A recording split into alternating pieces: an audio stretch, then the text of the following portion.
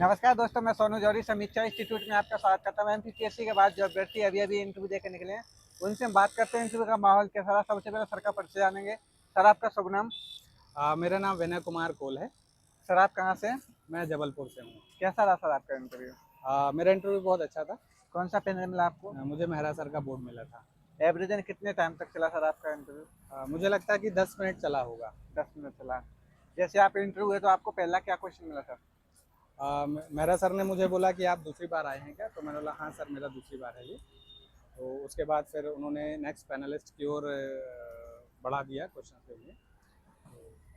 तो वहाँ से क्या क्वेश्चन मिला? हड़प्पा सभ्यता से संबंधित प्रश्न थे। टैक्स, क्योंकि मैं वाणिज्यिक कर विभाग में हूँ तो टैक्सेशन से संबंधित प्रश्न थे। बीडी सावरकर सर के बारे में पूछा था और अन्य प्रश्न जो थे उस टाइप के। हड़प्पा में क्या क्या पूछा सर?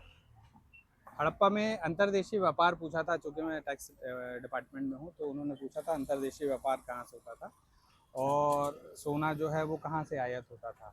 फिर क्या खास पहचान थी कि इसी खान से सोना आयात होता था, तो इसका उत्तर मुझे मालूम नहीं था, तो मैंने मना कर दिया। इसके अलावा और कोई क्वेश्चन सर प्राचीन से?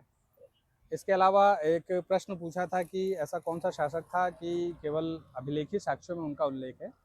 तो मैंने अशोक बताया, पर उन्होंने बोला नहीं अशोक नहीं है। और तो मैंने सॉरी सर बोला, मैंने सर मुझे नहीं पता। तो उन्होंने बोला कि आप इसका उत्तर खोजिएगा। तो जजिया, जकात वगैरह, खराज, कुम्स वगैरह कर संबंधित प्रणालियाँ पूछी थी। अच्छा अच्छा।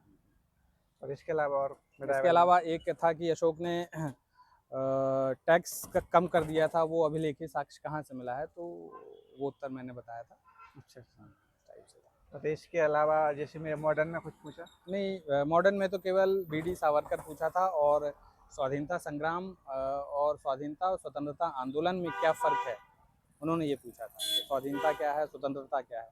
उसके बाद स्वतंत्रता मैंने बताया तो बोले तंत्र क्या है, तो तंत्र फिर मैंने बताया कि तंत्र एक ब्रिटिश काल का एक जो है अंग्रेजी शासन है, वो एक तंत्र है। उसके खिलाफ जो आंदोलन हुआ है वो स्वतंत्रता आंदोलन है। इनके अलावा वर्ल्ड हिस्ट्री पे कोई क्वेश्चन? नहीं, विश्व इतिहास पर तो ऐसा कोई प्रश्न नहीं पूछा। इतिहास लेखन को लेके कोई प्रश्न बना नहीं, सर? इतिहास लेखन को लेकर तो कोई प्रश्न नहीं। सर, दक्षिण भारत से संबंधित कोई? दक्षिण भारत से संबंधित कोई प्रश्न आपके गृह जिले से संबंधित है, आसपास का कोई नहीं। गृह रियासत है? जिले से संबंधित कुछ नहीं। कोई छोटी क्षेत्रीय रियासत है या कोई राजा वगैरह? उन्होंने बस एक मंदिर शैली पूछी थी कि मध्य प्रदेश में सबसे ज़्यादा कौन से मंदिर पाए जाते हैं, तो मैंने बोला नागर शैली है।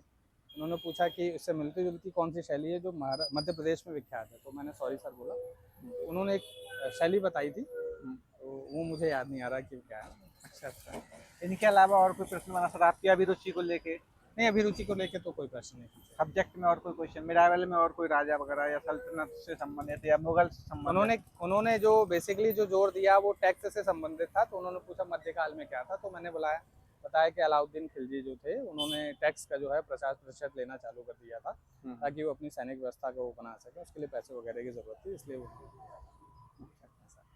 इनके अलावा और कोई नहीं, question? इनके अलावा तो ऐसा कोई प्रश्न नहीं पूछा। सर, करंट से कोई प्रश्न जोड़ा आपको? कैसे? करंट अफेयर से संबंधित? करंट अफेयर से संबंधित तो कोई प्रश्न नहीं पूछा। सर, जो अभ्यर्थी तैयारी कर रहे हैं फ्यूचर में असिस्टेंट प्रोफेसर बनने के सपने दिख रहे हैं, उनके लिए आप अपनी तरफ से क्या क्या सुझाव दे सकते हैं? अभ्यर्थियों को मैं यही सुझाव देना चाहता हूँ कि सब्जेक्ट को बहुत अच्छे से पढ़ें और जो प्रश्न उनसे बनते हैं उनका सहज तरीके से उत्तर दे दें, और जो प्रश्न नहीं बनते हैं तो उनको क्षमा मांग लें, सॉरी सर बोल दें।